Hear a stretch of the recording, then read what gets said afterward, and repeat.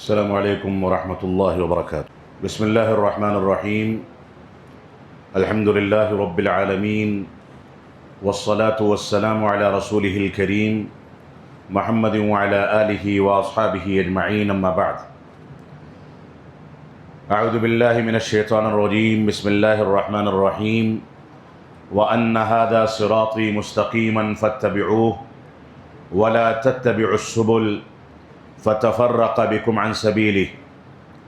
وقال الله تبارك وتعالى: قل هذه سبيلي أدعو إلى الله على بصيرة أنا ومن اتبعني وسبحان الله وما أنا من المشركين. وقال النبي صلى الله عليه وسلم: كل أمتي يدخلون الجنة إلا من أبى. قيل ومن يأبى يا رسول الله؟ قال من اطاعنی دخل الجنہ ومن عصانی فقد ابا.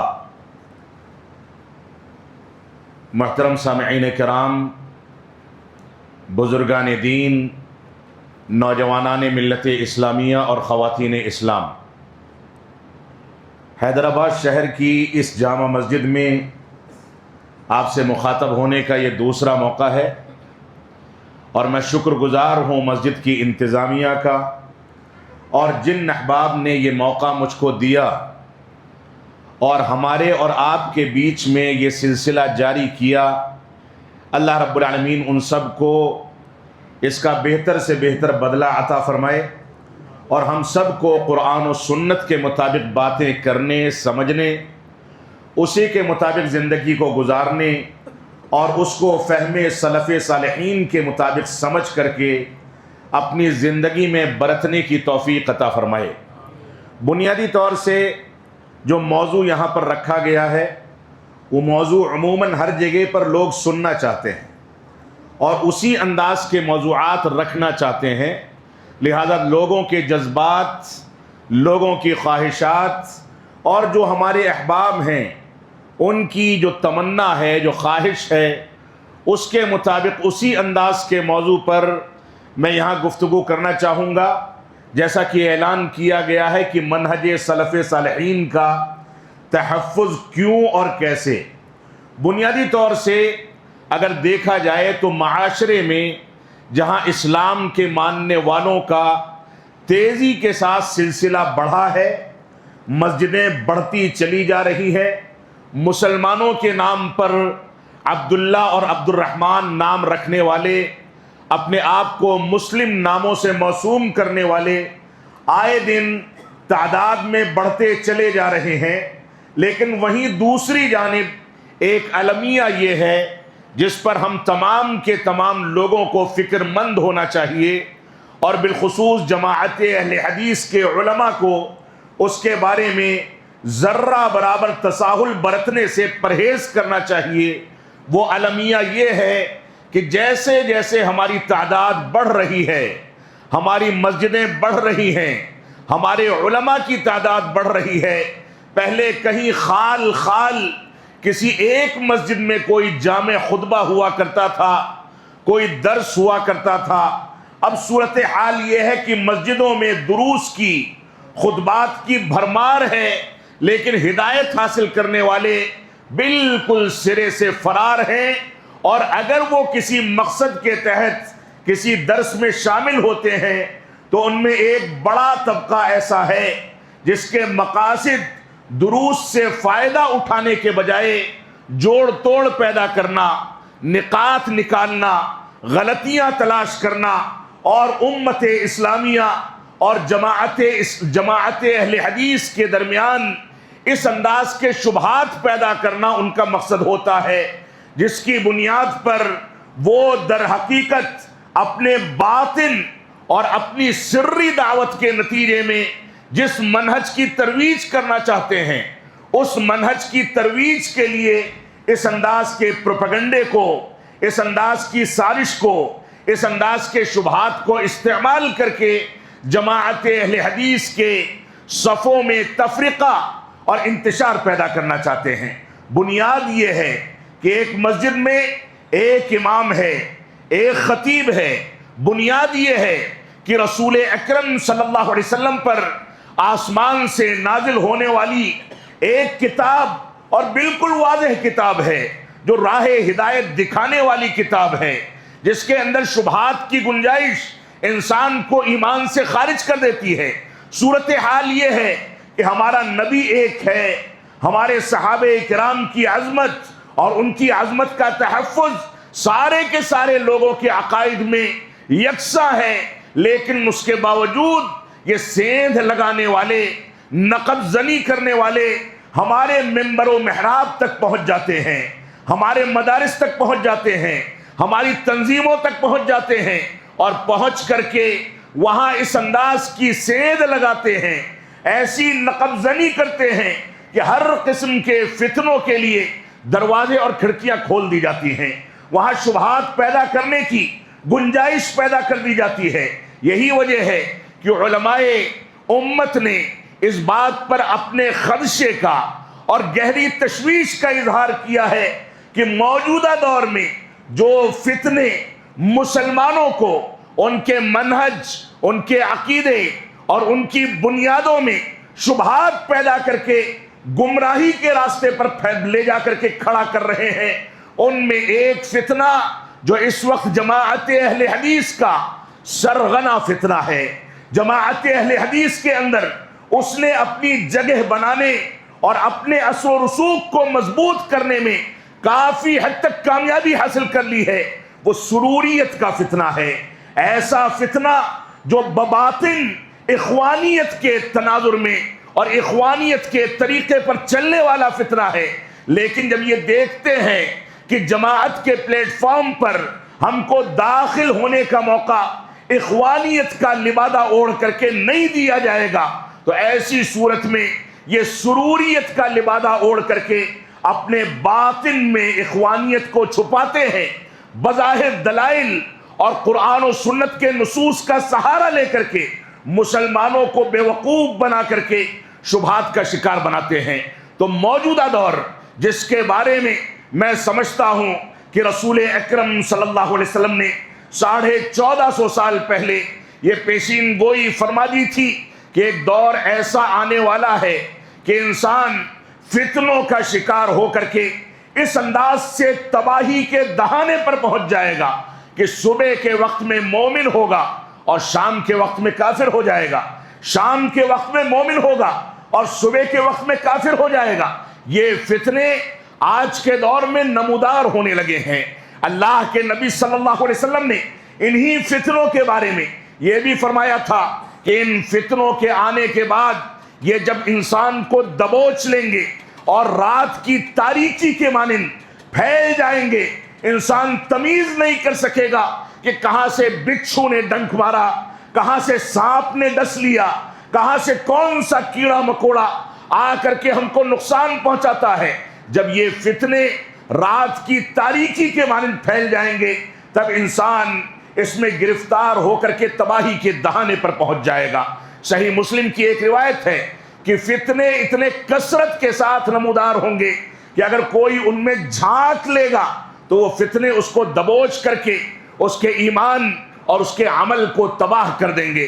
صورتحال یہ ہے کہ اللہ کے نبی صلی اللہ علیہ وسلم نے فرمایا کہ ان فتنوں کے دور میں ایک شخص جو کھڑا ہوا ہے وہ چلنے والے سے بہتر ہوگا، جو چل رہا ہے اس سے بہتر کھڑا ہونے والا، اور ایسے ہی دوڑنے والے سے بہتر چلنے والا ہوگا۔ یہ فتنوں کا دور آج کے دور میں ان مساجد کے ذریعے، ان مدارس کے ذریعے اور مختلف انداز کی تحریکات اور مختلف انداز کے نشاطات کے ذریعے ہمارے نوجوانوں کے ذہنوں میں گھسا دیا گیا ہے۔ ہمارا نوجوان علماء حق سے جڑ کر کے تعلیم حاصل نہیں کرنا چاہتا۔ ہمارا نوجوان صرف ایک مجلس میں جس کا فین ہوتا ہے، جس کی پیروی کرتا ہے، جس کو فالو کرتا ہے، اس کو سن کر کے شارٹس کلپس بنا کر کے دنیا میں طوفان تو کھڑا کرنا چاہتا ہے، لیکن وہ یہ نہیں چاہتا ہے کہ وہ بیٹھ کر کے علماء کی مجلس میں پختگی حاصل کرے۔ وہ یہ نہیں چاہتا ہے کہ علماء سے متون علمیہ کی کتاب پڑھے۔ وہ یہ نہیں چاہتا ہے کہ دین اسلام کو سیکھنے کے لیے وقت لگائے۔ تو یہ فتنے آج کے دور میں جس انداز سے ظاہر ہو رہے ہیں، سر اٹھا رہے ہیں، ان فتنوں نے حقیقت میں اہل اسلام کی کمر توڑ کر کے رکھ دی ہے۔ میں اگر یہ بات کہوں اور آپ برا نہ مانیں، تلخی نہ ہو جائے، تو ان مسجدوں سے، ان مسجدوں کے محراب و منبر سے بہت سارے ایسے فتنے ہیں، بہت سارے ایسے چہرے ہیں جن کو تعارف حاصل ہوتا ہے، وہ آ کر کے یہاں نہ جانے کون کون سی خباثت پھیلاتے ہیں۔ اس وجہ سے ہماری ذمہ داری ہے کہ ہم اہل مسجد اور ہم اہل جماعت اور ہم سارے کے سارے لوگ جو اس بات کو تسلیم کرتے ہیں کہ ہم مسلمان ہیں، اس بات کو تسلیم کرتے ہیں کہ ہم ایک رسول کو ماننے والے، ایک اللہ کی وحدانیت کا اقرار کرنے والے، ہم جو اس بات کو تسلیم کرتے ہیں کہ ہم صحابہ اکرام کی عظمت پر کوئی سمجھوتا نہیں کر سکتے۔ کتنے خطبہ ایسے ہیں جو صحابہ اکرام کی عظمت اور ان کی فضیلتوں پر لمبے چوڑے لچھے دار خطابات پیش کر سکتے ہیں، لیکن اگر ان کا تعامل دیکھا جائے تو سروریوں کے ساتھ، اخوانیوں کے ساتھ، رافضہ جو کہ صحابہ اکرام کو کافر قرار دیتے ہیں، ان کے ساتھ اٹھنے بیٹھنے میں ان کو کوئی حرج محسوس نہیں ہوتا ہے۔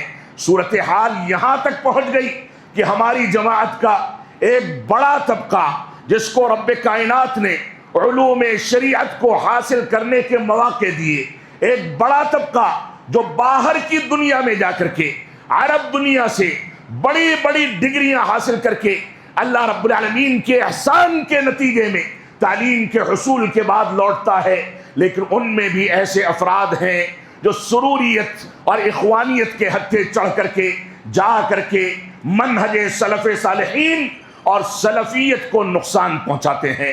اور اس بیچ میں اگر کوئی کھرا انسان، کھری بات کرنے والا، دو ٹوک بات کرنے والا، صحیح کو صحیح اور غلط کو غلط کہنے والا اٹھ کر کے کوئی بات کہہ دے تو سب سے بڑا مطعون وہی ہو جاتا ہے، اس پر اتہامات لگائے جاتے ہیں۔ ایک بار بولنے کا موقع دے دیا گیا تو آئندہ اس پر پابندی عائد ہو جاتی ہے، اس کو سوشل میڈیا پر گالی گلوچ کیا جاتا ہے۔ میں یہ باتیں کسی پر تنقید کی نیت سے نہیں کہہ رہا ہوں، لیکن میرے دل میں ایک تکلیف ہے، جس تکلیف کا اظہار ہندوستان کے مختلف صوبوں کے بالمقابل حیدرآباد کی سرزمین پر زیادہ شد و مت کے ساتھ کیا جانا چاہیے، کیونکہ یہاں پر برادرز کا فتنہ اور سسٹرز کا فتنہ، غیر علماء واعظین کا فتنہ، سروریت کا فتنہ، اخوانیت کا فتنہ ایسا سر چڑھ کر کے بولتا ہے کہ ہمارے منبر و محراب ان کے حوالے کر دیے جاتے ہیں۔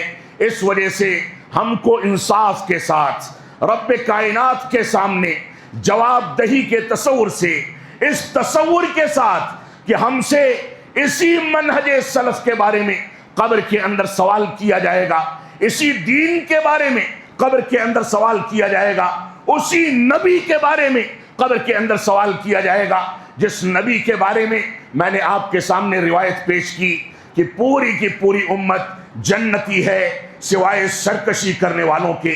صحابہ اکرام نے پوچھا یہ سرکشی کرنے والے کون ہیں؟ تو آپ نے فرمایا من اطاعنی دخل الجنہ ومن عصانی فقد ابا، جس نے میری اطاعت کی۔ اطاعت کیسے ہوتی ہے؟ اطاعت ایسے نہیں ہوتی کہ اللہ کے رسول کا فرمان آ جائے اور ہم اس کی تعویل کرنے کے راستے تلاش کریں۔ اطاعت ایسے نہیں ہوتی کہ اللہ کے رسول کا فرمان آ جائے ہم اس سے راہ فرار اختیار کر لیں۔ اطاعت اور اتباع ایسے نہیں ہوتی۔ اطاعت و اتباع کا بنیادی تقاضا ہے کہ جو چیز صحیح طریقے سے ہمارے سامنے ثابت ہو گئی، جو چیز ثابت ہو کر کے ہمارے سامنے آ گئی، اب ہماری عقل تسلیم کرے نہ کرے ہمیں اسے قبول کرنا ہے۔ ہمارا امام اس کے خلاف بات کرے تو بھی اس کو تسلیم کرنا ہے، ہمارا مفتی اس کے خلاف فتویٰ دے تو بھی اس کو تسلیم کرنا ہے، ہمارا معاشرہ اس کے خلاف ہمیں چلنے کے لیے آمادہ کرے تو بھی ہم کو معاشرے کا ساتھ دینے کے بجائے اتباع کا ساتھ دینا ہے، اطاعت کی اور رسول اکرم صلی اللہ علیہ وسلم کی فرمانبرداری کا لبادہ اوڑھ کر کے اس کے مطابق زندگی گزارنی ہے۔ ہم اس دنیا میں اس لیے پیدا نہیں کیے گئے ہیں کہ ہم اپنے ماں باپ کو اسلامی مخالفت کے باوجود راضی کر لیں۔ ہم اس لیے پیدا نہیں کیے گئے ہیں کہ ٹی آر پی کے لیے، ویوز کے لیے اور لائکس کے لیے، سوشل میڈیا پر دھما چوکڑی مچانے کے لیے ہم دنیا کے اندر کچھ بھی کہتے پھریں۔ ہم اس لیے پیدا نہیں کیے گئے ہیں۔ اللہ کی قسم، دنیا میں ہماری بات سننے والا کوئی نہ ہو، کوئی ہماری بات پر کان نہ دھرے، لیکن ہمارا رب ہم سے راضی ہو جائے، ہماری زندگی کا مقصد حاصل ہو جاتا ہے۔ ہم اسی لیے پیدا کیے گئے ہیں تاکہ اپنے رب کی وحدانیت، اپنے رب کی توحید، اپنے رب کے مقام کو سمجھیں، اس کے سامنے تذلل اور ذلت اختیار کریں، اس کے سامنے جھک جائیں، اس کی عبادت میں، اس کے دین کے ضوابط میں کسی انداز کا تنازل اختیار نہ کیا جائے۔ یہ ہمارا بنیادی فریضہ ہے۔ لہذا موجودہ دور جو فتنوں کا دور ہے، اس دور میں منہج سلف کی حفاظت کیوں اور کیسے، اس موضوع پر اگر گفتگو کرنی ہو تو میں گزارش کروں گا کہ ایک آدھ مہینے، 2-4 مہینے کے دورے رکھے جائیں، 10-20 دروس کا اہتمام کیا جائے، مختلف قابل اعتماد علماء کرام کو بیٹھا کر کے سوال و جواب کی نشستیں ہوں، وہاں شبہات کا ازالہ کیا جائے، بتایا جائے کہ عالم اسلام میں کون سے فتنے سر اٹھا رہے ہیں۔ یہاں بیٹھ کر کے علماء عرب کی اور علماء اہل سنت والجماعت کی عقیدے اور منہج سے متعلق کتابوں کی شروحات پیش کی جائیں۔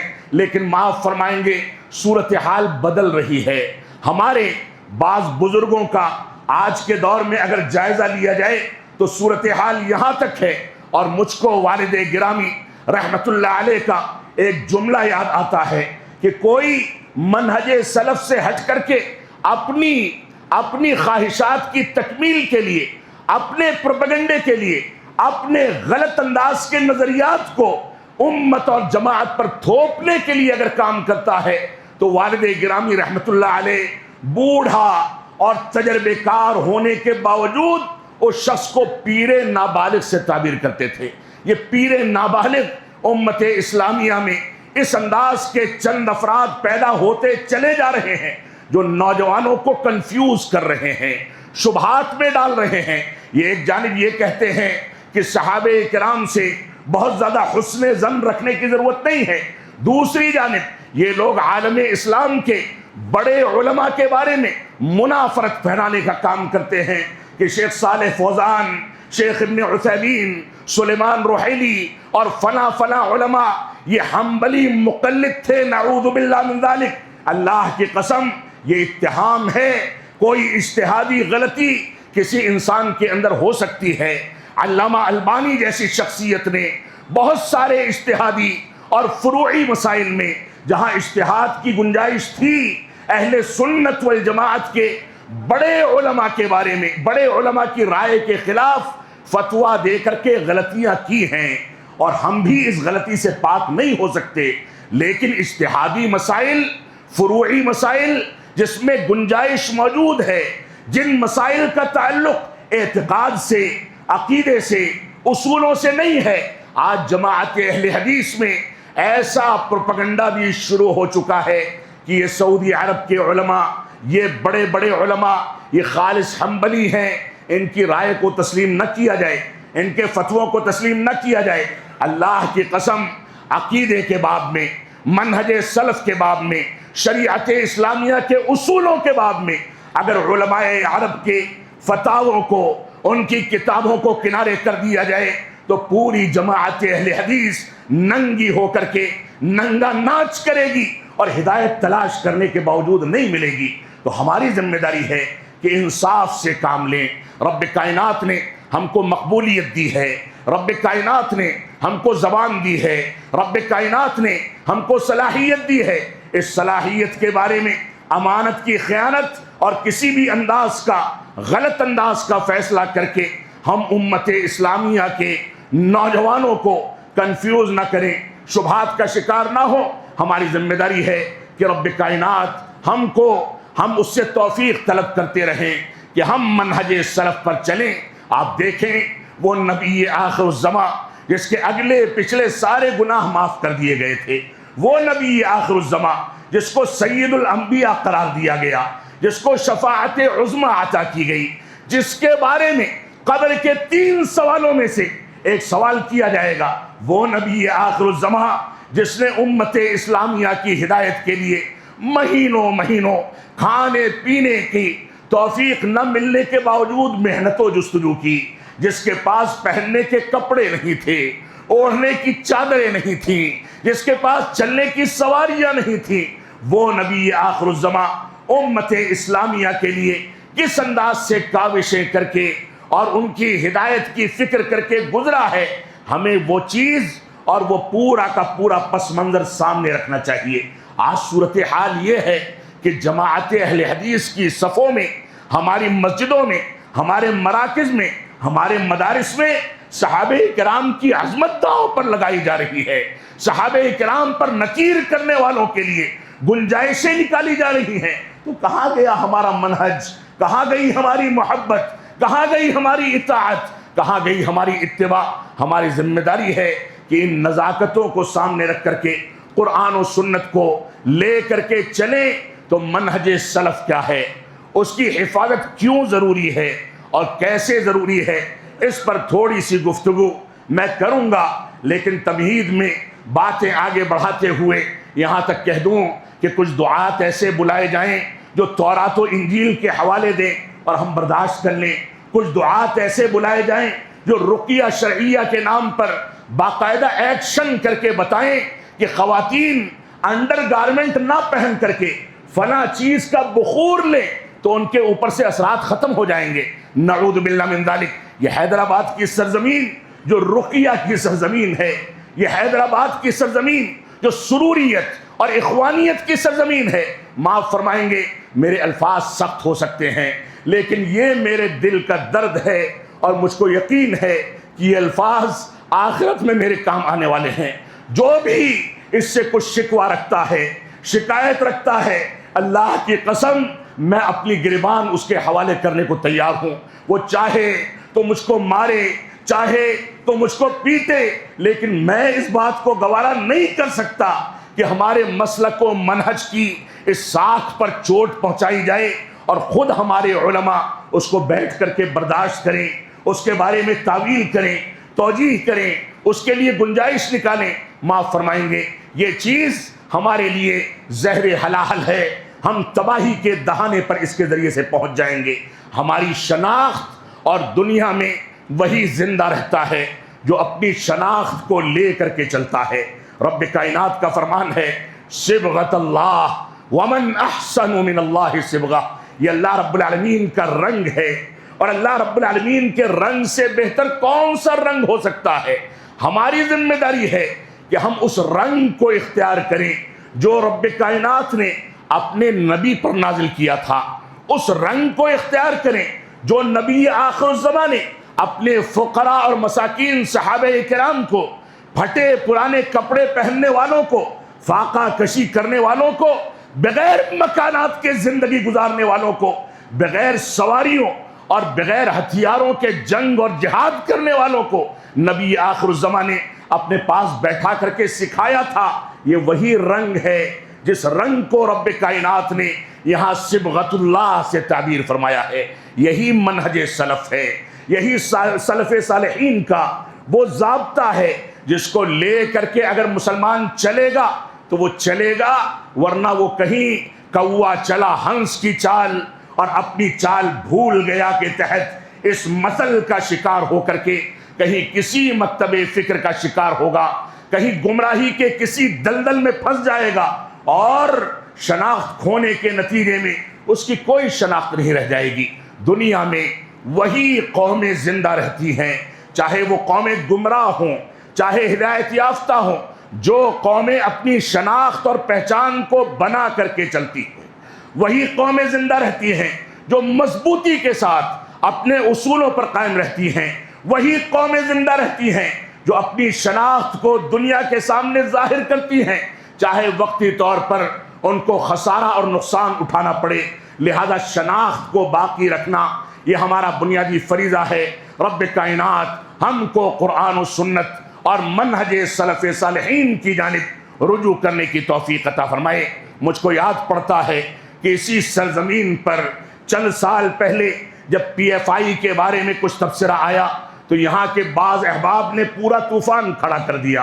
اس کے بعد آپ جانیں کس انداز سے یہ اخوانیت و سروریت کا ذہن رکھنے والے، اس دہشت گرد تنظیم کے پیچھے دوڑنے والے کس انداز سے ہر جگہ نالا ہوئے اور کس انداز سے ہر جگہ ذلیل ہوئے. یہ اللہ رب العالمین کا کرم ہے کہ رب کائنات اپنے بعض بندوں کو فتنوں کے نمودار ہونے سے پہلے یہ توفیق عطا فرماتا ہے کہ وہ لوگوں کو ڈرائیں. اس وجہ سے ہر چیز کو اپنی انا نہ بنائیں. آپ کو انا بنانی ہے تو آئیں، آمنے سامنے بیٹھیں، آئیں گفتگو کریں، آئیں بحث و مباحثہ کریں. آپ کو کسی چیز کے بارے میں جواب نہیں سمجھ میں آتا تو آپ کے لیے دروازے کھلے ہیں، موبائل کھلا ہے، امکانات کھلے ہیں. آ کر کے سامنے بیٹھیے اور بیٹھ کر کے استفسار کیجئے. جس کے پاس دلائل ہوں گے، جس کے پاس شواہد ہوں گے، جو قرآن و سنت سے قریب ہوگا، جو صحابہ کرام کے منہج پر ہوگا، اس کو تسلیم کیا جائے. اور جو منہج پر نہیں ہوگا وہ اسی مجلس میں توبہ کر کے رجوع کرے اور قرآن و سنت کی بنیادوں پر زندگی گزارنے کا وعدہ کرے. معاف فرمائیں گے، صرف آمین کہہ دینا، صرف رفردین کر لینا، صرف زور سے آمین کہہ کر کے اپنے آپ کو اہل الحدیث کہہ دینا یہ کافی نہیں ہے. بے شمار بنیادیں ہیں اور بے شمار اصول ہیں، بہت ساری بنیادیں ہیں جن بنیادوں پر زندگی گزارنے کے بعد ہی انسان حقیقت میں منہج سلف صالحین کا داعی اور اس کا پیروکار ہو سکتا ہے.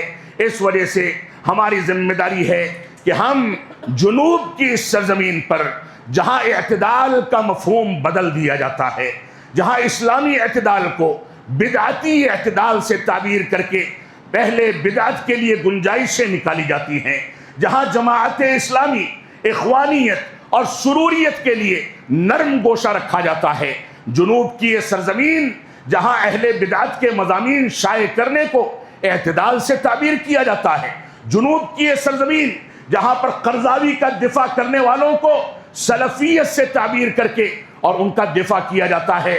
معاف فرمائیں گے باتیں تلخ ہیں لیکن کئی دنوں سے میرے ذہن میں جو کچھ چل رہا ہے میں وہ کہنا چاہتا ہوں اور میں لاگ لپیٹ نہیں کرتا. میں کسی کے پیٹھ پیچھے کسی کی برائی کا قائل نہیں ہوں. میں آپ کے سامنے کہہ رہا ہوں، آن ریکارڈ کہہ رہا ہوں، پوری ذمہ داری کے ساتھ کہہ رہا ہوں. جماعت کے ساتھ یہ کھلواڑ، جماعت کی تعبیرات، شرعی تعبیرات کو تبدیل کر کے اس انداز کا کھلواڑ اختیار کیا جائے گا تو معاف فرمائیں گے یہ چیزیں چلنے والی نہیں، بلکہ ان چیزوں کے نتیجے میں ہم تباہی کے دہانے پر پہنچیں گے. رب کائنات ہم کو قرآن و سنت کی پیروی کرنے کی توفیق عطا فرمائے. تو منہج سلف کیا ہے؟ منہج سلف در حقیقت قرآن و سنت کا وہ طریقہ ہے جس طریقے کو صحابہ کرام نے رسول اکرم صلی اللہ علیہ وسلم کے تربیت میں بیٹھ کر کے شریعت اسلامیہ کے باب میں، سلوک اور اخلاقیات کے باب میں، ایسے ہی زندگی کے تمام گوشوں میں اختیار کیا تھا.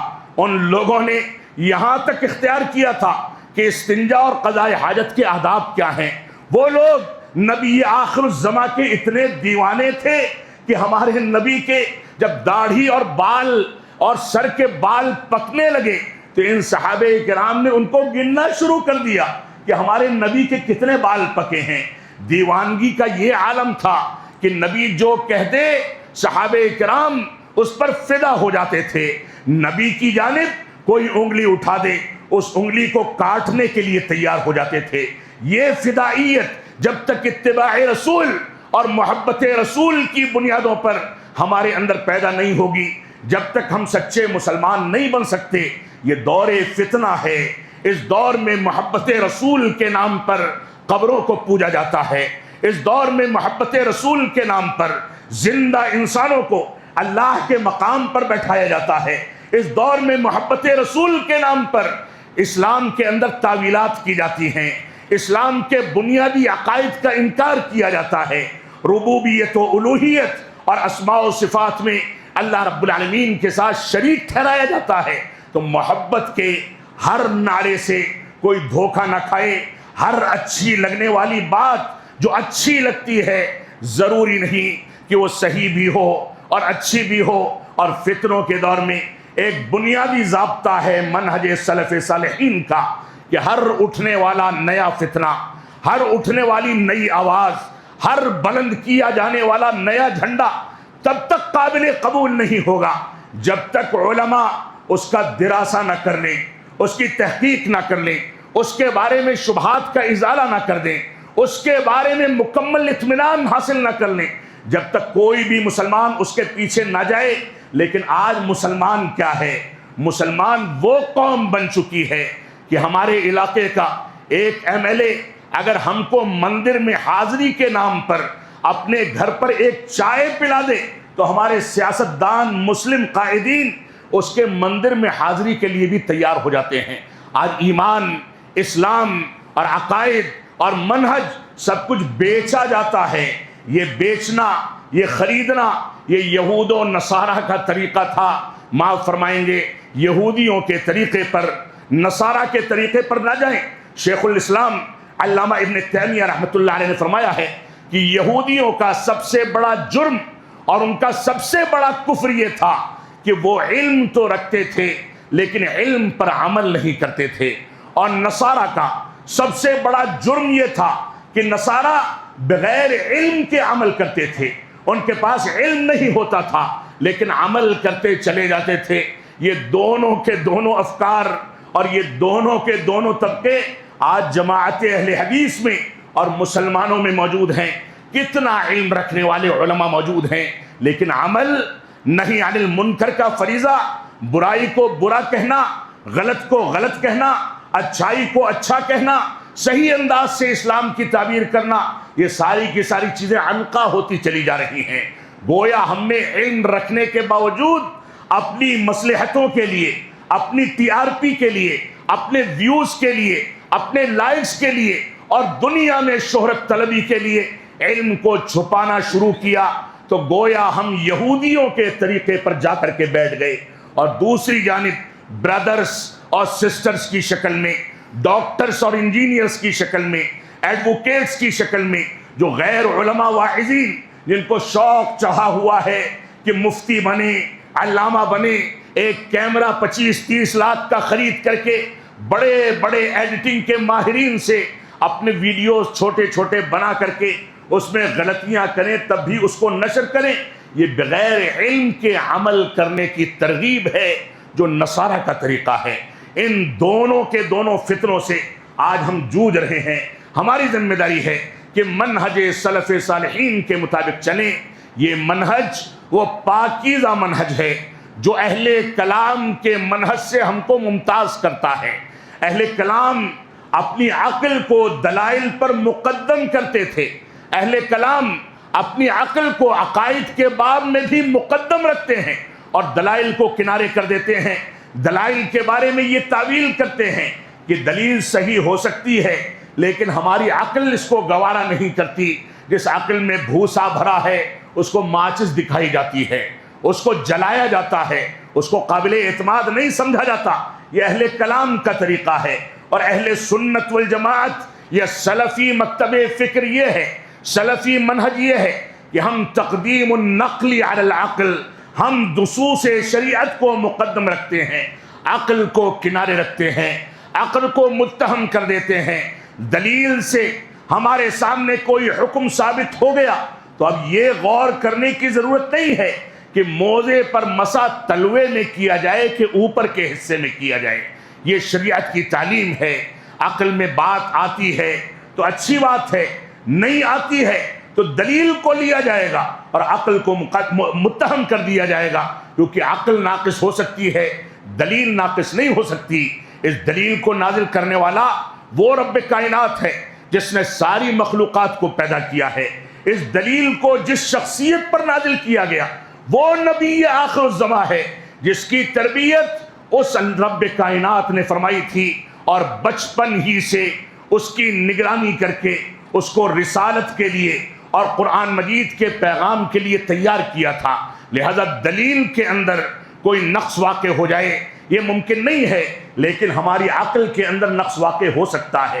یہ عقل جو گھر کے اندر صبح کے ناشتے کا فیصلہ نہ کر سکے، بیوی کچھ اور کھانا چاہتی ہے، باپ کچھ اور کھانا چاہتا ہے، بچے کچھ اور خواہش کرتے ہیں، دوپہر کے کھانے پر وہی اختلافات، اور صورتحال اخلاقی گراوٹ کی یہاں تک ہے۔ ایک قضیہ میرے سامنے آیا کہ باپ 3 خربوزے خرید کر کے لاتا ہے، ایک خربوزہ جس کے اندر تھوڑا سا داغ تھا وہ چھوٹے بیٹے کو دیا، باقی خربوزے بقیہ دونوں بڑے بیٹوں کو دیے۔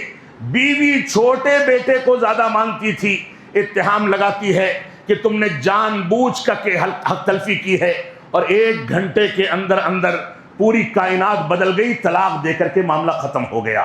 عقل کی صورتحال یہ ہے، آپ دلائل شریعت پر چلیں گے، وہیں پر امان اور وہیں پر آپ کو سکون حاصل ہو سکتا ہے، ورنہ کوئی سکون نہیں مل سکتا۔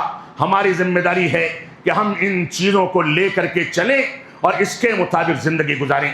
تو منہج سلف صالحین یہ وہ قدیم مسلک و منہج ہے جس کے بارے میں شیخ الاسلام علامہ ابن تیمیہ رحمۃ اللہ علیہ نے فرمایا تھا، وَمَذْهَبُ أَهْلِ السُّنَّةِ وَالْجَمَاعَةِ مَذْهَبٌ قَدِيمٌ مَعْرُوفٌ قبل أن يخلق الله أبا حنیفہ ومالکا والشافعی وأحمد۔ اللہ رب العالمین شیخ الاسلام فرماتے ہیں کہ اہل سنت والجماعت کا مذہب یہ سب سے قدیم منہج و مسلک اور مذہب ہے۔ اللہ رب العالمین نے اس کو ائمہ اربعہ کی پیدائش سے پہلے مکمل کر دیا تھا، یہ معروف تھا، صحابہ کرام اس کے مطابق چلتے تھے، صحابہ کرام نے اس کو اپنے نبی سے حاصل کیا تھا، صحابہ کرام نے اپنی نبی کی تربیت میں بیٹھ کر کے پیشاب پاخانے کے آداب بھی سیکھے تھے، بچوں کی پرورش کا طریقہ سیکھا تھا، شادی بیاہ کے مسائل سیکھے تھے، چلنے کے آداب سیکھے تھے، چڑھائی پر چڑھنے کے آداب، ڈھلان پر اترنے کے آداب، عقیدے کے مسائل، احکامات، عبادت کا طریقہ، ہر چیز صحابہ کرام نے ائمہ اربعہ کی پیدائش سے کہیں پہلے اپنے نبی سے سیکھ لی تھی۔ تو فرماتے ہیں شیخ الاسلام علامہ ابن تیمیہ رحمۃ اللہ علیہ کہ یہ مذہب، یہ مسلک، یہ منہج یہ سب سے قدیم ہے۔ رب کائنات نے امام مالک، امام شافعی، امام ابو حنیفہ اور امام احمد بن حنبل کی پیدائش سے پہلے اس کو مکمل کر دیا تھا۔ آخر کار یہ ائمہ کون سی بات کی دعوت دیتے تھے؟ یہ ائمہ کون سے دین کی طرف بلاتے تھے؟ کیا ہم اس بات کا تصور بھی کر سکتے ہیں کہ ائمہ اربعہ صحابہ کرام کے طریقے کے علاوہ کسی دوسرے کے طریقے کی جانب بلاتے ہوں؟ ممکن نہیں ہے۔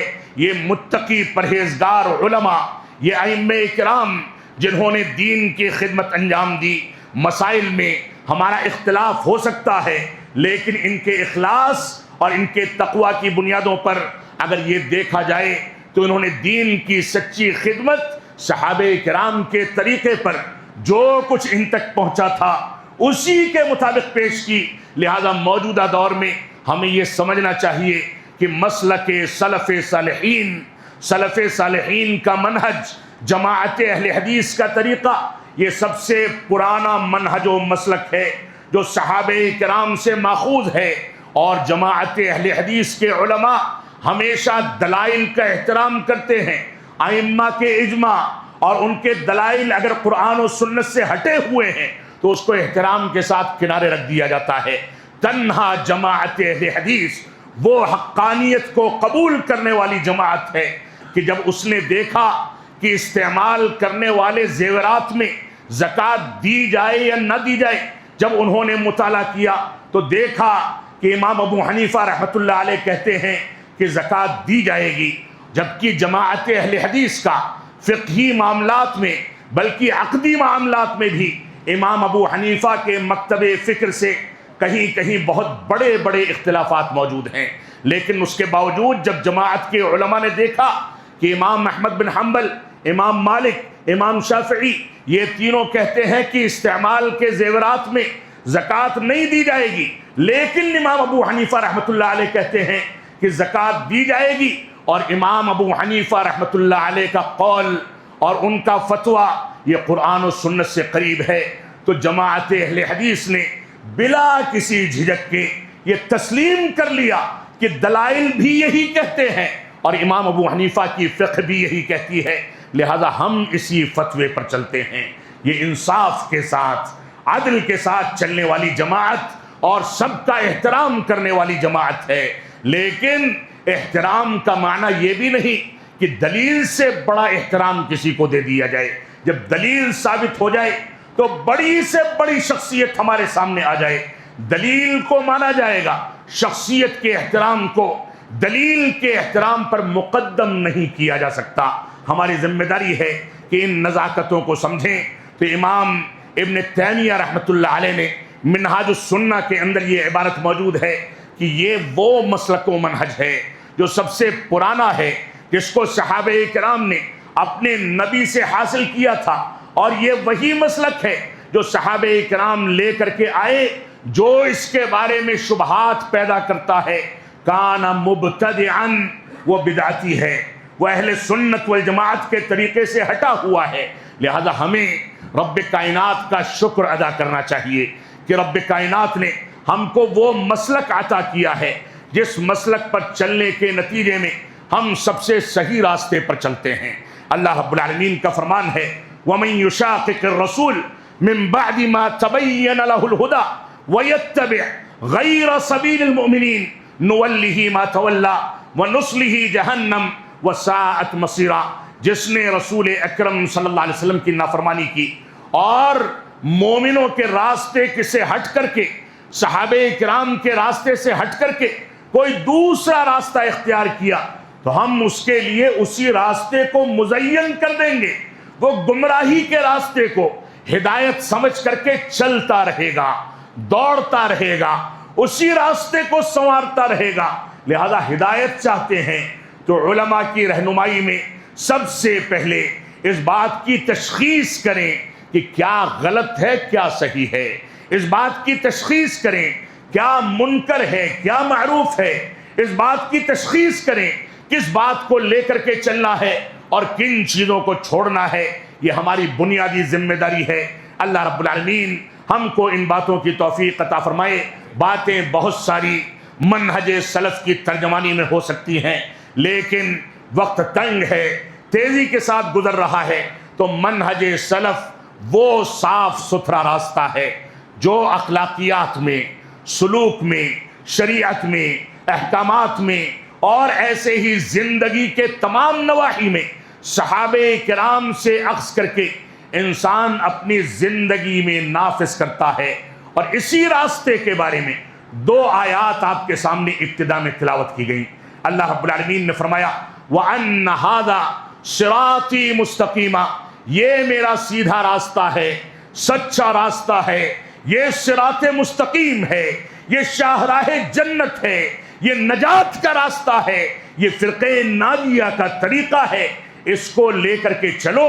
وَلَا تَتَّبِعُوا السُّبُلَ، اور مختلف انداز کے راستوں کی پیروی مت کرو، کیونکہ یہ دائیں اور بائیں کے راستے، ان میں سے ہر ایک راستے پر شیطان بیٹھا ہے اور وہ تم کو شبہات کا شکار بنا کر کے منہج سلف صالحین سے دور لے جاتا ہے، گمراہ کرتا ہے اور گمراہی کے دلدل میں بھٹکتا ہوا چھوڑ دیتا ہے۔ اور اسی کے بارے میں دوسری آیت کریمہ جو تلاوت کی گئی قُلْ هَٰذِهِ سَبِيلِي أَدْعُو إِلَى اللَّهِ عَلَىٰ بَصِيرَةٍ أَنَا وَمَنِ اتَّبَعَنِي۔ اللہ کے نبی صلی اللہ علیہ وسلم کو رب کائنات نے حکم دیا کہ آپ فرما دیجئے هَٰذِهِ سَبِيلِي، یہ میرا سیدھا راستہ ہے، یہی صراط مستقیم ہے، یہی راہ نجات ہے، یہ فرقہ ناجیہ کا طریقہ ہے، یہی راستہ ہے جس کی جانب پوری بصیرت کے ساتھ اور پورے علم و حکمت و دانائی کے ساتھ میں تم کو بلاتا ہوں، میں بھی بلاتا ہوں اور میرے ساتھی آنا وَمَنِ اتَّبَعَنِي، جو میری پیروی کرتے ہیں وہ بھی بلاتے ہیں۔ یہی صحابہ کرام اور منہج سلف صالحین، جن کے اقوال، جن کی تفاسیر، جن کی شروحات پر مبنی ہے، انہی صحابہ کرام کے بارے میں رب کائنات نے واضح کر دیا فَإِنْ آمَنُوا بِمِثْلِ مَا آمَنْتُمْ بِهِ فَقَدِ اهْتَدَوْا، اگر تم ان جیسا ایمان لے آؤ تو ہدایت پا جاؤ گے۔ یہ معیار ہے ہدایت کا، یہ معیار ہے رشد و ہدایت کا، یہ معیار ہے صحیح طریقے کا، یہ معیار ہے رب کائنات کو پہچاننے کا، یہ معیار ہے طریقے رسول کو لے کر کے چلنے کا۔ یہ صحابہ کرام کا ایمان معیار ہے۔ اور آپ سوچیں، صحابہ کرام پر طعن و تشریح کرنے والے، ان کی تنقیص کرنے والے، تنقیص کرنے والوں کا ساتھ دینے والے کون سی بنیاد پر اس ایمان کی دعوت دیں گے؟ وہ تو ایسے جھول میں پڑ گئے ہیں جس جھول کے نتیجے میں وَلَا تَتَّبِعُ السُّبُلَ کے مختلف راستوں اور شبہات پر شیطان نے ان کو کھینچ لیا ہے، اور گمراہی کی دلدل میں ایسے پھنسے ہیں کہ کوئی خالص متبع سنت، قرآن و سنت کا داعی ان کو وہاں سے نکال کر کے لا کر کے ان کی تربیت کرے تو شاید ان کی دنیا اور آخرت بچ جائے، ورنہ یہ تباہی کے دہانے پر پہنچ چکے ہیں۔ تو آپ کو خیر منانی چاہیے کہ آپ کے درمیان 10-20 لوگ، 2-4 لوگ ایسے آتے رہیں جو غلط کو غلط کہیں، جن پر تنقید ہونی چاہیے ان پر جرح کریں، تنقید کریں، جن کی تردید ہونی چاہیے ان کی تردید کریں۔ یہ رب کائنات کا فضل ہے، ان کا شکر ادا کریں۔ اللہ رب العالمین ہم سب کو اس بات کی توفیق عطا فرمائے۔ تو منہج سلف صالحین کی حفاظت کیسے کی جائے گی؟ بنیادی طور پر منہج سلف صالحین کی حفاظت علم کے ذریعے سے کی جائے گی۔ یہ علم علماء حق کے ذریعے حاصل کیا جائے گا۔ سلف صالحین کے منہج کی حفاظت اس کے اوپر سلوک اختیار کر کے، اس کو زندگی میں اپنا کر کے، اس پر عمل کر کے اختیار کی جائے گی۔ اور ایسے ہی یہ سلف صالحین کے منہج پر حفاظت کرنے کی ذمہ داری اس منہج پر ثابت قدمی کے ذریعے سے اختیار کی جائے گی۔ اس منہج پر آپ پورے دوام کے ساتھ، پوری حکمت و دانائی کے ساتھ، پوری مضبوطی کے ساتھ ڈٹے رہیں۔ دنیا کا کوئی بھی فتنہ، بڑی سے بڑی طاقت، آپ پر اتہامات لگانے والے، گالیاں دینے والے آپ کے قدم کو کمزور نہ کرنے پائیں۔ دنیا کی تاریخ آپ اٹھا کر کے دیکھ لیں، پوری دنیا کے بڑے بڑے ممالک میں کوئی ایک عالم دین، 2 علماء، 3 علماء ایسے پیدا کیے گئے جو پورے ملک کے کروڑوں لوگوں کو منہج سلف کی جانب بلاتے ہیں، اور انہی کی دعوت کے نتیجے میں ایمان تحفظ فراہم کرتا ہے۔ لہذا یہ خیر ہے، یہ انبیاء کے وارثین جو قرآن و سنت کے مطابق لے کر کے آپ کو چلیں، آپ ان کے شکر گزار بنیں، ان سے عداوت نہ نکالی جائے، ان پر اتہام نہ لگایا جائے، ان کو بدنام نہ کیا جائے، ان کے بارے میں جھوٹا پروپیگنڈا نہ کیا جائے، شبہات نہ پھیلائے جائیں، ان کو بدنام نہ کیا جائے۔ اگر ان کے بارے میں آپ کو بشری تقاضے سے کوئی کمی نظر آتی ہے تو آپ ان سے رابطہ کریں، ان کی اصلاح کی کوشش کریں، آداب کا خیال کریں، اور ان کے ساتھ بیٹھ کر کے مسائل کو حل کیا جائے۔ لیکن جماعت اہل حدیث جہاں ایک جانب دوسری جماعتوں میں علماء بیزاری نہیں بلکہ علماء کی پرستش کی جاتی ہے، وہیں دوسری جانب جماعت اہل حدیث بدقسمتی سے علماء بیزار جماعت بنتی چلی جا رہی ہے۔ یہ علماء کی قدر نہیں کرنا چاہتے۔ کوئی نائکی فتنہ اٹھتا ہے، کوئی اسراری فتنہ اٹھتا ہے، کوئی ایڈوکیٹس کا فتنہ اٹھتا ہے، اور کوئی ندوی آ کر کے کسی ملحد سے مناظرہ کرتا ہے، کوئی غلط انداز کا پروپیگنڈا ہوتا ہے، الحاد کی بنیادوں پر، علم کلام کی بنیادوں پر شبہات پھیلائے جاتے ہیں اسماء و صفات کے باب میں، اور ہمارے ہی کچھ نوجوان ان کے بارے میں پروپیگنڈا کر کے ان کا دفاع کرتے پھرتے ہیں۔ معاف فرمائیں گے، منہج کا دفاع اس انداز سے نہیں کیا جاتا۔ لہذا ان 3 بنیادوں پر منہج سلف کی حفاظت کرنا یہ ہماری ذمہ داری ہے۔ رب کائنات ہم کو قرآن و سنت کی پیروی کرنے کی توفیق عطا فرمائے۔ منہج سلف کی پیروی اور اس کی حفاظت کیوں کی جائے؟ کیونکہ منہج سلف ہم کو اس بات پر آمادہ کرتا ہے کہ دلائل اور نصوص شریعت پر مبنی مسائل کو اکٹھا کر کے اس کے مطابق زندگی گزاری جائے تو نصوص شریعت اور شریعت اسلامیہ کے تحفظ کا سب سے بڑا پیمانہ یہ منہج سلف ہے۔ اگر منہج سلف کمزور پڑے گا تو پوری کی پوری شریعت کمزور پڑے گی۔ ہماری ذمہ داری ہے کہ منہج سلف کی پیروی اور اس کی حفاظت اس لیے کریں کیونکہ منہج سلف کی حفاظت کے بغیر عقیدے کی اور توحید کی حفاظت کر پانا ممکن نہیں ہے۔ شرک سے برات کا اعلان ممکن نہیں ہے۔ ہماری ذمہ داری ہے کہ ان چیزوں کو لے کر کے چلیں۔ ہماری ایک ذمہ داری یہ ہے کہ منہج سلف کی حفاظت اس لیے کی جائے کیونکہ منہج سلف کی حفاظت کرنے والے ہی صحابہ کرام کی عظمت کا خیال کرتے ہیں۔ ہم نے دیکھا ہے، آپ شاہد ہو سکتے ہیں، کتابیں پڑھیں، کتنے ایسے مکاتب فکر ہیں جو صحابہ کرام کی عظمت کے قائل ہیں، صحابہ کرام کی تنقیص و توہین کو برداشت نہیں کرتے، لیکن جب ان کی فقہی آراء کے خلاف کسی صحابی رسول کی کوئی صحیح حدیث یا صحیح فتویٰ سامنے آتا ہے تو اس کی تعویل کر کے اپنے امام کے قول کو مقدم کر دیتے ہیں، صحابی رسول کو غیر فقیہ کہہ دیتے ہیں، بعض صحابہ تک اپنے فقہ کو متعین کر کے محدود کر دیتے ہیں۔ یہ سارے کے سارے فتنے مختلف مکاتب فکر کے اندر اٹھتے رہے ہیں۔ کوئی صحابہ کی تنقیص کرتا ہے، لیکن اللہ کے فضل و کرم سے جماعت اہل حدیث 1450 سال سے سارے اتہامات کو برداشت کرتے کرتے صحابہ کرام کی عظمت کو تحفظ فراہم کرنے کا کام کرتی رہی ہے۔ دنیا کچھ بھی کہتی رہے، کوئی بھی اتہام لگائے، یہ اس بات کی پرواہ نہیں کرتے۔ تو منہج سلف صالحین کا تحفظ اس لیے بھی ضروری ہے کہ اس کے بغیر صحابہ کرام کی عظمت کا تحفظ نہیں ہو سکتا ہے۔ اور سلف صالحین کے منہج سے کو تحفظ فراہم کر کے ہم کیسے تحفظ فراہم کریں، کچھ چیزیں آ گئیں، اور کیوں تحفظ فراہم کریں اس پر بھی کچھ چیزیں آ گئیں، لیکن ٹوٹے پھوٹے الفاظ میں چند نقاط کا تذکرہ اس کے وسائل کے طور پر میں آپ کے سامنے کر دوں۔ منہج سلف صالحین کو اگر تحفظ فراہم کرنا ہے تو آپ کو علماء بیزاری سے توبہ کرنی ہوگی، علماء سے جڑنا ہوگا، علماء حق سے جڑ کر کے زندگی گزارنی ہوگی۔ اگر سلف صالحین کے منہج کو تحفظ فراہم کرنا ہے تو علماء کے مقام کو سمجھنا ہوگا۔ اور حسن بصری رحمۃ اللہ علیہ کے اس قول کو سامنے رکھیں جس میں وہ فرماتے ہیں اگر یہ علماء نہ ہوتے تو لوگ بہائم اور چوپایوں کے مانند ہوتے، تباہی کے دہانے پر پہنچ جاتے۔ انہی علماء کو اللہ کے نبی صلی اللہ علیہ وسلم نے انبیاء کا وارث قرار دیا ہے، لہذا علماء کے مقام کو سمجھ کر کے چلنا منہج سلف صالحین کے تحفظ کے لیے ضروری ہے۔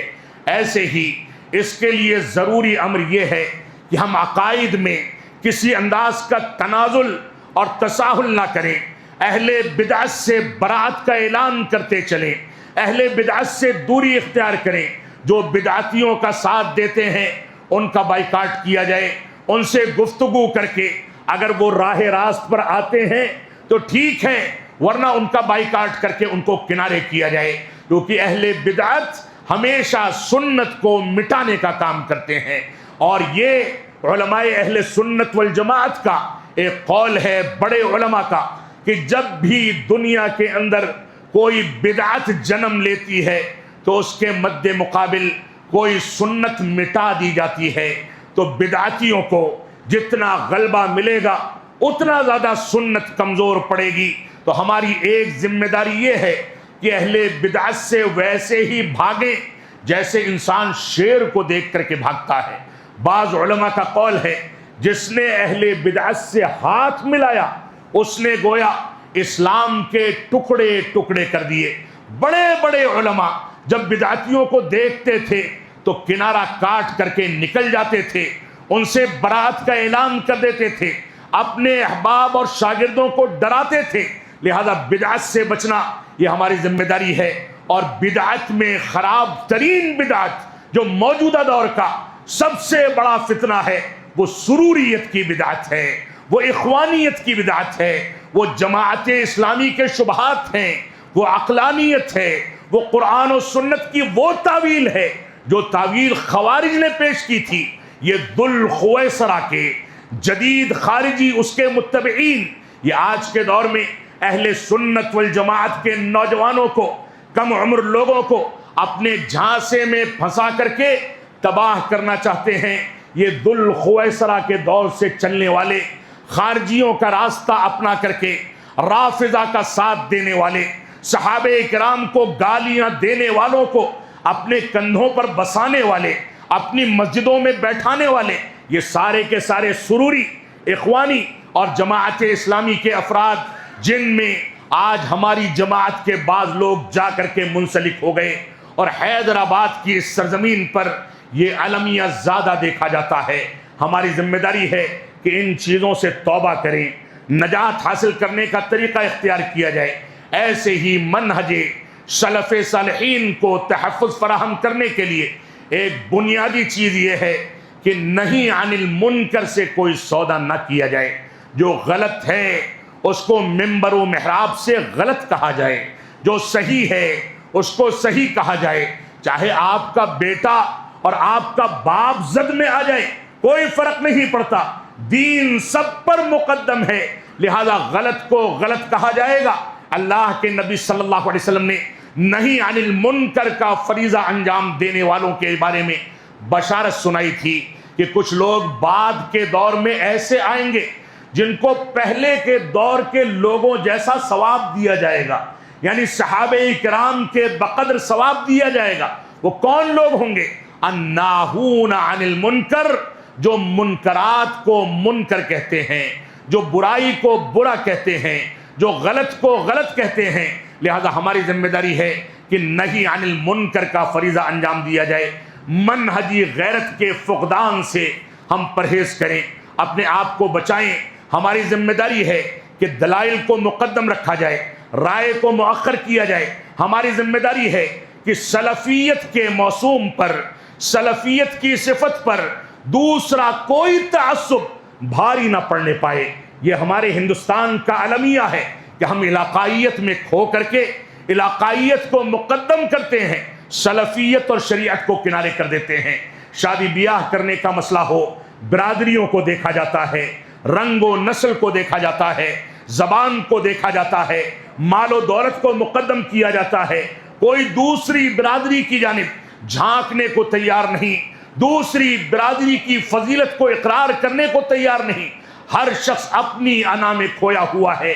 اس نے ہماری سلفی شناخت پر جو قدغن لگائی ہے اور ہم کو جس انداز سے کمزور کیا ہے، اب تو جماعت کے عہدوں و مناصب پر بھی یہ برادری کا رنگ چڑھتا چلا جا رہا ہے، یہ پیسے اور دولت کا رنگ چڑھتا چلا جا رہا ہے۔ لہذا اس عصبیت سے ہم کو بچنا ہوگا۔ اسی عصبیت کو کاٹنے کے لیے نبی آخر الزمان نے حجۃ الوداع کے موقع سے فرمایا تھا، الا لا فضل لعربی علی عجمی، سنو، کسی عربی کو کسی غیر عربی پر کوئی فوقیت اور فضیلت حاصل نہیں ہے، کسی گورے کو کسی کالے پر، کسی کالے کو کسی گورے پر کوئی فضیلت حاصل نہیں ہے الا بالتقوی۔ یہ ہمارا منہج ہے، یہ ہمارا دین ہے۔ ایک رکشہ چلانے والا بھی منہج سلف صالحین کا پیروکار ہے تو اللہ کی قسم ہمیں اسے گلے لگانا چاہیے، گھر میں بیٹھا کر کے ناز و نعم کے ساتھ اس کی تربیت کرنی چاہیے، اس کی ضرورتوں کو پورا کرنا چاہیے۔ یہ سلفیت کی شناخت ساری شناختوں پر جب تک بھاری نہیں ہوگی، جب تک یہ دعوت آگے نہیں بڑھے گی، ایسے ہی شدت پسندی اور تکفیر کے عناصر سے، خروج کے عناصر سے یہ منہج سلف کو پاک کرنا، یہ بھی ہماری ذمہ داری ہے۔ رب کائنات ہم کو اس کی توفیق عطا فرمائے۔ ایک بنیادی مسئلہ یہ بھی ہے کہ استکبار، تعلی اور گھمنڈ سے ہم منہج کے اور علم کے باب میں بچیں۔ آج تعلی نے اور تعلی اور کبر و غرور نے، علم کے گھمنڈ نے ہم کو ایسا بنا دیا کہ ہم یہ سمجھتے ہیں کہ ہمارے آگے کوئی کچھ نہیں ہے، دوسرا عالم کچھ نہیں جانتا، وہ جاہل ہے۔ اس تعلی نے ہم کو یہاں تک پہنچا دیا کہ ہم عرب علماء پر تنقید کرتے ہوئے جھجک محسوس نہیں کرتے۔ ان کے بارے میں عوام کے درمیان غلط انداز کا پروپیگنڈا کیا جاتا ہے۔ یہ تعلی کی شکل ہے جس نے ہمارے مسلک و منہج کو بہت زیادہ شدید نقصان پہنچایا ہے۔ تو استکبار، سرکشی اور اس انداز کی چیزوں سے ہم کو بچنا چاہیے۔ سوشل میڈیا پر غلط انداز کے لوگوں کو سننے سے پرہیز کرنا، صرف علماء سے رابطہ بنانا، یہ بھی منہج سلف کے تحفظ کے لیے ضروری اور ناگزیر ہے۔ غیر منہجی علماء اور دعات کو سننے سے پرہیز کرنا، یہ بھی منہج سلف کی حفاظت کے لیے ضروری ہے۔ اور ایسے ہی دین پر سیاست کا غلبہ نہ ہونے پائے۔ یہ اخوانیت اور سروریت کا کل خلاصہ یہ ہے کہ یہ کلمہ توحید کا جو تعبیر پیش کرتے ہیں، لا معبود بحق الا اللہ کے بجائے لا حاکم الا اللہ، جو حروریہ کا اور خوارج کا طریقہ تھا، اس طریقے پر یہ لوگ کلمہ شہادت کی تعبیر پیش کر کے دین کے اندر سیاست کو داخل کرتے ہیں۔ اخوانیوں کا یہاں تک موقف ہے کہ اللہ کے رسول کے غزوات سیاسی تھے، آپ سیاست قائم کرنے کے لیے دنیا میں مبعوث کیے گئے، جبکہ یہ اتہام ہے، اس چیز کی کوئی گنجائش نہیں۔ تو دین پر سیاست کا غلبہ یہ ہمیشہ دین کو کمزور کرتا ہے۔ علامہ البانی رحمۃ اللہ علیہ نے فرمایا تھا، نصیحتی، میں تم کو نصیحت کرتا ہوں، ان تستمروا بالدعوہ، تم دعوت و تبلیغ کے ساتھ ملے رہو، منسلک رہو، اس پر چلتے رہو، اور ایسے ہی تم تبتعدوا عن السیاسہ، اور سیاست سے اپنے آپ کو بچا کر کے چلو، یہی تمہارے لیے خیر اور بھلائی کا پیغام ہے، اور یہی تمہیں باقی رکھنے کے لیے وہ ہتھیار ہے جو تم کو دنیا کے ہر خطے میں عزت و مقام عطا کرے گا۔ ایسے ہی سلفیت کے منہج کو تحفظ فراہم کرنے کے لیے ایک بنیادی نقطہ یہ ہے کہ نئی نسل کی اسلامی تربیت پر توجہ دی جائے۔ آج اگر گھر کا ایک بوڑھا آدمی نکل کر کے مسجد میں آ کر کے نماز پڑھتا ہے، وہ بھی اس ڈر سے پڑھتا ہے کہ اب موت قریب آ گئی ہے، قبر میں پیر لٹک چکے ہیں، تو ہم سوچتے ہیں کہ وہ فرض کفایہ ہے، اس نے نماز پڑھ لی تو سارے لوگوں کی جانب سے کافی ہوگا، جبکہ قیامت میں باپ سے بچوں کے بارے میں سوال کیا جائے گا۔ نئی نسل کی اسلامی تربیت یہ موجودہ دور کا ایسا چیلنج ہے کہ ہم پیسے اور دولت کو برباد کر کے لوگوں کے سامنے پیش کر کے عیسائی مشنری اور اسلام مخالف نظریات کے اسکولوں میں اپنے بچوں کو لاکھوں روپے دے کر کے ان کی گود میں بیٹھا کر کے ان کے ایمان اور اسلام کو تباہ کر رہے ہیں۔ نئی نسل کی اسلامی تربیت کے لیے ہماری جماعتی قیادت کو آگے بڑھ کر کے تعلیم کے میدان میں مضبوط کام کرنا چاہیے۔ مسجدوں میں سمر کورس چلنے چاہیے، متون علمیہ کے دروس ہونے چاہیے، تاکہ نئی نسل کے بچے ان سے استفادہ کریں، اور سوشل میڈیا کے ذریعے جس تباہی کو ہمارے گھروں کو جس تباہی نے لپیٹ لیا ہے، اس سے ہم بچ کر کے اپنی زندگی میں نکھار پیدا کر سکیں۔ باتیں بہت ساری ہو سکتی ہیں، لیکن دوسرے خطیب بھی آ چکے ہیں۔ اللہ رب العالمین ہم کو قرآن و سنت کی پیروی کرنے کی توفیق عطا فرمائے، ہم کو توفیق عطا فرمائے کہ ہم منہج سلف کی حفاظت کے لیے مکمل چوکسی کے ساتھ، مکمل ہوشیاری اور حکمت و دانائی کے ساتھ اس دنیا میں چلیں۔ رب کائنات ہم کو ان باتوں کی توفیق عطا فرمائے۔ ہم جب تک جئیں تب تک اسلام پر جئیں، جب ہمارا خاتمہ ہو تو ایمان پر ہو۔